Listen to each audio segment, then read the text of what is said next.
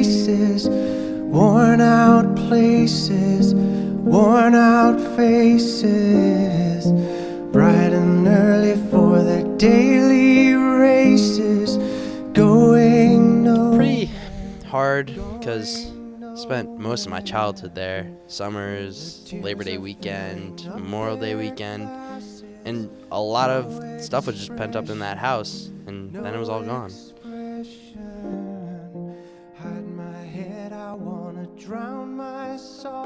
It was unbearable.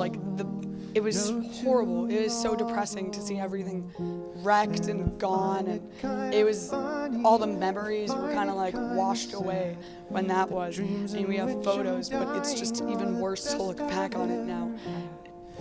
I can't even describe how horrible it is and how much pain all these people have gone through. When people run in circles, it's a very, very mad world.